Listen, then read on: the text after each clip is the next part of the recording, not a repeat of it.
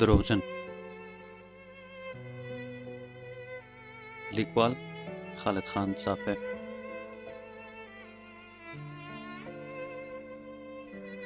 د ننګرهار د تاوده اوړي یوه توده غرمه وه. د جلال آباد ښار په تنګو او خټینو کوڅو کې یو نیم څوک په بایسکل سپور یا پیاده ښکارېدو، او هغې به هم د تېره لمر څخه د پټېدو لپاره په سر څادر اچولی و. د خټینو ټیټو ټیټو دوکانونو مخې ته څپرونه ځړېدل، او تر لاندې یې سست او نیمه وده دوکانداران پراته وو. په همدې مهال یو مسافر چې له عمر څخه یې نږدې 30 کاله تېر شوي وو، خو په ږیره کې یې لاوار د مخه سپین لګېدلي وو، یوې کوڅې ته ننوت. په سر یې سپینه خولۍ وه چې بیخ یې د خولو له کبله زیړ شوی و، او په ځان یې سپېرې جامې وې.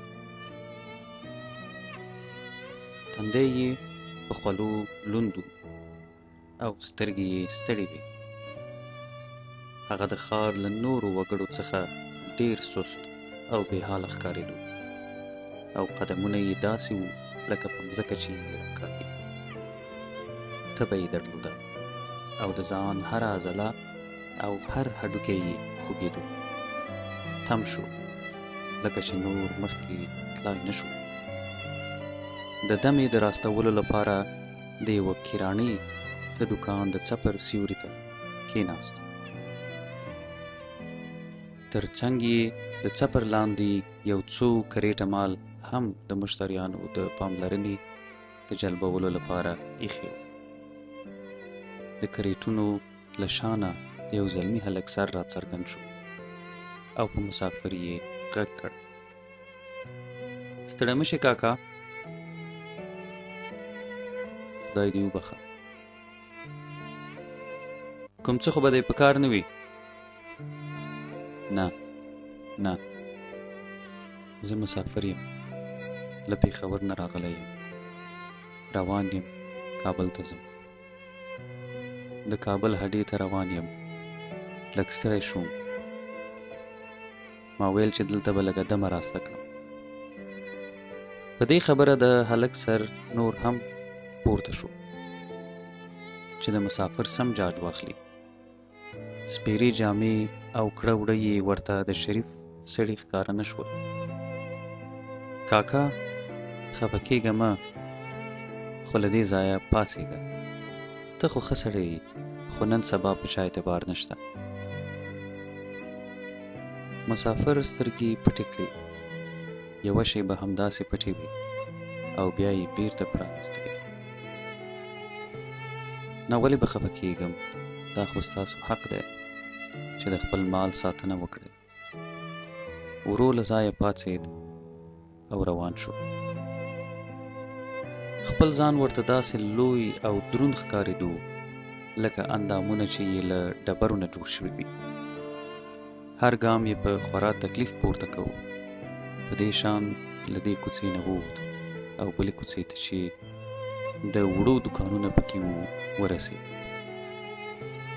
پخو یې ورسره نوره ملګرتیا نه کوله. بیا د یو دوکان د څپر لاندې کېناست. ملا چې د دوکان خټین دیوال ته تکیه کړه، داسې خوند یې ورکړ لکه څوک چې یې ټکور کړي ورته.